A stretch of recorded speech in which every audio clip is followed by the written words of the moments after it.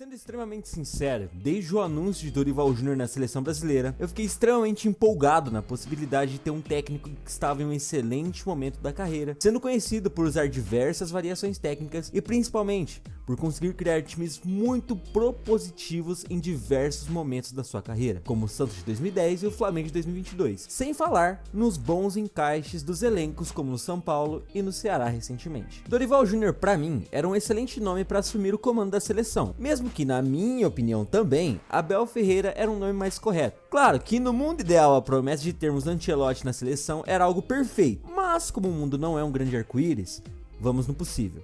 E como eu disse, o possível já era algo que me agradava muito. E aí, vieram os primeiros jogos da seleção brasileira, sendo comandada pelo técnico novo. E cara, logo de começo, o homem teria que encarar duas seleções que poderiam trazer muitos problemas para ele: a Inglaterra e Espanha. E mesmo com uma série de desfalques, as apresentações da amarelinha foram incrivelmente satisfatórias, vencendo o jogo contra a Inglaterra e empatando contra a Espanha, que, diga-se de passagem, esse jogo era pra ter sido no mínimo 3-1 Brasil, mas beleza, vamos fingir que não teve aquele roubo lá. E cara, nesses jogos teve tudo que eu e muitos torcedores queríamos: um Brasil ousado, tentando propor um jogo, mesmo quando tomou um apavoro da Espanha, e principalmente marcando gols, conseguindo bons resultados e, claro, o Endrick fazendo história com a seleção brasileira. E quando a gente viu tudo isso, pensamos, porra, agora é hexa, não tem como. Mas a felicidade do brasileiro durou bem pouco. Cara, depois desses dois jogos, o Brasil inteiro se animou para ver a seleção jogar. E ainda tínhamos dois amistosos, um contra o México e um contra os Estados Unidos. E ainda por cima uma Copa América, que apesar de não ser um grande campeonato, depois de ser derrotado em casa pela Argentina na edição passada,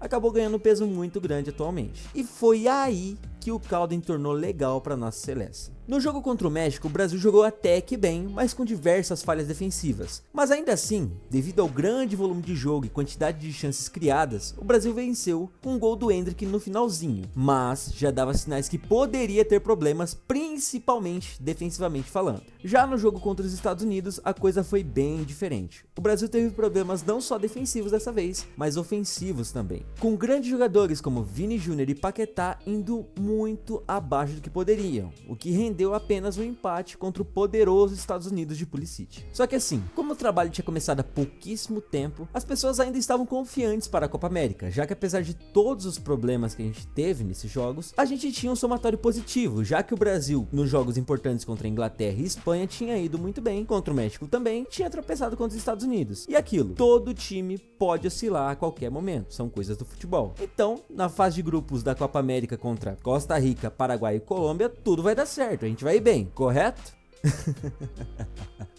Ai, então. É aqui que chegamos onde realmente interessa nesse vídeo: os 3 jogos da Copa América. E cara, até aqui eu tentei fazer comentários sérios, tentei manter a compostura, tentei ser o comentarista que um dia eu quero ser. Mas, sinceramente, a partir de agora, o torcedor da seleção brasileira pode assumir o controle a qualquer momento. Então, desde já, esteja avisado que pode dar merda a qualquer segundo desse vídeo, beleza? Então vambora. Já na estreia contra a Costa Rica, o Brasil fez um dos jogos mais medrosos que eu já vi em toda a minha vida. Sério, eu acho que só perde pro último jogo contra a Colômbia, mas eu já chego lá, vamos com calma. Os caras me pegam a Costa Rica, time que pode entrar no bolo como uma das piores seleções dessa edição da Copa América, junto de Bolívia e Paraguai. Tendo isso em vista, o Brasil entra com 2 volantes de marcação, João Gomes e Bruno Guimarães, Danilo na lateral direito, que mostra ainda mais a ideia do time ser defensível, e prende a Arana na defesa para segurar seja lá quem o Dorival imaginava que poderia oferecer algum perigo para a seleção brasileira. Sério, eu não entendo muita coisa de tática, nem de estratégia de jogo, nem de nada disso, principalmente comparado a um cara como o Dorival Júnior. Mas, na minha cabeça, que simplesmente não funciona muito bem, se você na estreia de uma competição importante pega uma seleção muito fraca e tem a oportunidade de fazer um time super ofensivo pra já tentar no começo destruir ela, jogar o tempo todo em cima, marcando, fazendo gol, você vai e faz isso. Você não tenta ser conservador como o Dorival Júnior fez. Eu não entendi essa escolha dele. Mas assim, mesmo com toda essa covardia do Dorival Júnior, eu ainda achei que o Brasil ia vencer de 1 ou 2 gols de diferença, tranquilamente. Afinal de contas, é a Costa Rica não é uma grande seleção, é a Costa Rica, você tem a obrigação de ganhar, você é o Brasil. Mas é claro que a seleção sempre pode me decepcionar mais do que eu já espero, obviamente. Nesse jogo, Rafinha e Vini Júnior foram duas completas nulidades em campo. Os laterais da seleção então nem se fala. Arana e Danilo pouco participaram da parte ofensiva do jogo. Agora, quando falamos dos meias, João Gomes e Bruno Guimarães fizeram o que sabem fazer de melhor. Marcaram bem o time da Costa Rica. Até porque se tomassem a pavor dos atacantes ou dos meias dessa seleção, puta que pariu, abandona o futebol, sério, aposenta. Agora, na parte ofensiva, eles pouco fizeram e pouco participaram, o que acabava sobrecarregando o meia Lucas Paquetá na articulação das jogadas. E como se não bastasse, o mesmo decidiu fazer uma das piores partidas dele vestindo a camisa da seleção brasileira. Juntando tudo isso com a falta de coragem de Dorival Júnior para mexer no esquema tático do time, terminando o jogo com 2 substituições a serem feitas, o Brasil saiu com um péssimo resultado de 0-0 contra a Costa Rica. E isso já indicava o grande problema que poderíamos enfrentar dentro dessa competição. Mas aí, meus amigos, vem o jogo mais mentiroso dessa competição, o jogo do Brasil contra o Paraguai, onde o jogo termina 4-1 para a seleção brasileira. E cara, esse jogo é completamente mentiroso em diversos sentidos, já que 3 dos 4 gols marcados a gente pode colocar muito na conta da defesa paraguaia, que tava tenebrosa, puta merda. O gol do Savinho mostra como essa defesa era uma mãe na jogada do Rodrigo, e ainda deixaram o Little Sávio livre pro rebote, não sei o que passou na cabeça da zaga. O segundo gol do Vini, o camisa 3 paraguaio Alderete, sei lá como é que fala o nome do mano, ao invés de chutar a bola pra fora, fazer qualquer coisa que afastasse o perigo do gol, ele tenta girar pra fazer a saída de bola e não vê o Vini chegando a 400 km por hora, que na roubada já empurra a bola pra dentro do gol. E o quarto gol, que é o gol do Paquetá num pênalti, é marcado de um jeito completamente idiota. O cara tá dentro da área e abre os braços como se não houvesse amanhã. E já vale ressaltar que teve um outro pênalti dentro do jogo e o Paquetá faz essa obra de arte aqui que vocês estão vendo, que, meu Deus, né? Meu Deus. Então assim, tivemos uma boa atuação? Com certeza. Tivemos um bom domínio do jogo? Podemos dizer que sim. Tivemos uma atuação importante do Vini Júnior? Obviamente que sim.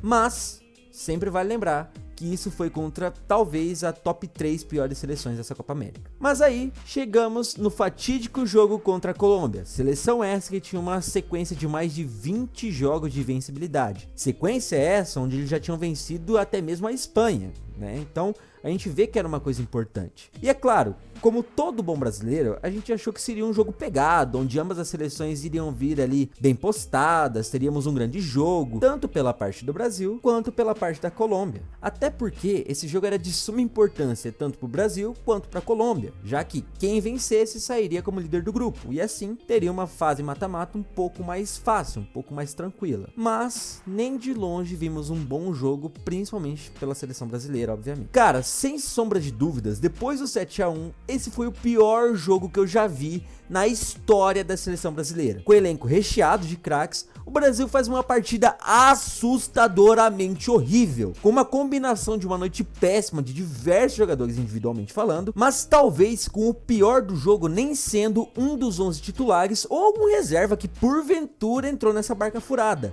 mas sim o Dorival Júnior, que tinha o poder de mudar toda a estrutura do time para que talvez o time tivesse alguma postura diferente, uma saída de jogo melhor, uma postura menos covarde, por assim dizer, mas não, ele conseguiu tomar as piores decisões possíveis durante a partida. E vamos lá, para quem viu o jogo até o gol do Rafinha, pode pensar que o Brasil tomou um empate por pura qualidade da Colômbia, que o jogo foi pegado e tal, porque sinceramente, até o gol incrível do meu mano Rafas, o Brasil estava fazendo um jogo legal. Mas depois desse gol, todas as jogadas de perigo foram da Colômbia, com o Brasil voltando a levar algum tipo de perigo lá nos 42 do segundo tempo com o Andrés Pereira. Cara, vamos lá, eu já situei mais ou menos o que rolou em cada jogo, então eu vou sair um pouco dessa análise individual de cada jogo para fazer uma análise geral da seleção nessa competição. E para começar, eu só consigo pensar em uma palavra que define essa seleção na Copa América: covardia. Covardia é simplesmente a melhor palavra que eu consigo pensar para definir a seleção de Dorival Júnior na Copa América. E isso diz muito não só sobre os jogadores, que sim, estão sendo medrosos em campo, mas principalmente do líder dessa seleção, o seu técnico. Mas eu vou tentar explicar um pouco melhor esse meu ponto. Então, cara, se formos analisar o desempenho individual de cada jogador dessa seleção, a gente sente e chora. Porque o Brasil tem hoje 2 dos melhores atacantes do mundo, sendo que um deles simplesmente está concorrendo à bola de ouro, fez uma Champions League impecável com gol na final, sendo fundamental para o maior clube do planeta. E o outro é simplesmente Rodrygo, que é fundamental também para o time do Real Madrid hoje. Mas quando esses caras vêm pra seleção, parece que viram o David do Flamengo de 2012 e o Ribamar do Vasco de 2019. Porque puta que pariu, tudo que o Vini e o Rodrygo andam tentando fazer na seleção tem dado em um total de merda nenhuma. Me desculpa, mas essa é a verdade. Os caras vêm com a maior pompa do Real Madrid pra chegar na Copa América e o Vini meteu uma dessa. E esse lance foi na suposta melhor atuação dele pelo Brasil. Então, porra, alguma coisa não tá certa aqui. Mas cara, eu também não vou ser injusto de falar que foram só esses dois que a gente teve que ver fazendo merda. Senhores Paquetá, Rafinha, João Gomes, Bruno Guimarães são outros que, apesar de não terem grande protagonismo nas suas respectivas ligas, são jogadores que podem e sinceramente devem entregar muito mais do que andam entregando. Cara, a saída de bola do Brasil, principalmente contra a Colômbia, foi inexistente, foi horrível, assustador, uma bosta, um lixo, uma tranqueira, porra! Eu vi o Alisson tendo que meter ligação direta com o ataque, porque a porra do meio campo não funcionava. Isso é a seleção brasileira, mano. E os laterais, que talvez poderiam trazer uma válvula de escape nesse quesito, não conseguem entregar nada. O Wendel ali, eu vejo que ele tenta se esforçar e tal, até vejo como algum ponto positivo, mas ainda assim tá abaixo. E porra, o Danilo, o que eu vou falar dele? O cara é um bom defensor, mas no momento que a gente precisa dele, no momento mais crítico, a gente não pode contar com ele, infelizmente. E cara, sendo muito honesto, parece que às vezes esses jogadores não entendem a responsabilidade que é vestir a porra da camisa da seleção brasileira. Ou se entendem, parece que ninguém toma iniciativa de tomar a frente e falar: porra, joga em mim, eu vou resolver essa merda.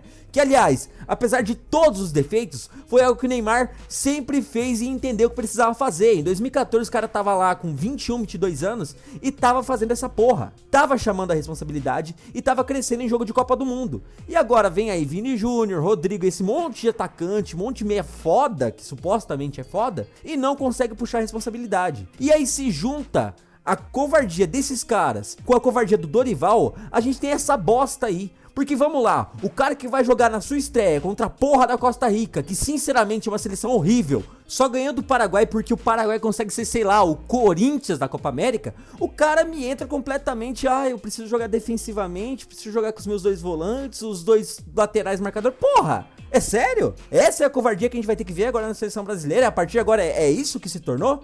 Porque eu não consigo conceber essa ideia. Não dá, é impossível. Mas dadas as decisões táticas que o Dorival teve, ele não viu que o Brasil podia jogar de uma forma ofensiva. Porque ele, vamos lá, vamos recapitular. Ele escalou os dois laterais, Danilo e Arana. Poderia, vamos supor que poderia ser algo viável, poderia. O Danilo fica ali fazendo terceiro zagueiro, o Arana sai pra jogar. Mas não jogou desse jeito. Outra coisa que ele poderia fazer, jogar com dois meias articulando jogada. Podia ser três meias mesmo, com Andrés e Paquetá jogando no meio, distribuindo o jogo, articulando jogada, o João Gomes, Douglas Luiz ficando ali como o cão de guarda dessa seleção. Não quis fazer isso, não sei porquê. Cara, a gente tava jogando contra a Costa Rica e ele não quis colocar mais um meia pra articular, dois laterais que subissem, que apoiar, falar: vamos jogar pra dentro, vamos jogar pra cima. Cara, por que você jogou tão defensivo? Qual era o problema? Qual que era o seu medo? Quem que você achou que ia atacar o Brasil desse jeito? Aí, tá, vamos lá, você pode estar pensando: pô, mas era a estreia, cara. Às vezes ele quis um pouco mais de segurança. Já que numa estreia tem o nervosismo, tem aquele medo de se perder o primeiro jogo e já começar mal. Só que aí eu te digo, ele fez a mesma porcaria contra Paraguai e Colômbia. 4-3-3 bonitinho, dois volantes marcadores, dois laterais que não apoiam direito, e não teve mudanças táticas em quase nada nesses jogos. Cara, ele não tentou colocar um centroavante de referência, ele não jogou com 4 meio-campistas, que era algo que poderia acontecer, jogar com dois volantes, já que ele quer tanto esses dois volantes marcando, coloca os dois ali e coloca dois caras pra particular jogada, irmão. Preenche o meio-campo, sendo que isso era algo imprescindível contra a Colômbia. Já que eu não sei como pintos o Brasil conseguiu fazer isso, mas a gente conseguiu perder pro meio-campo da Colômbia, que tinha James Rodrigues, que tinha Arias, que no Brasil, no Fluminense, ele joga como ponto, o cara tava jogando de segundo volante e tava engolindo o Brasil.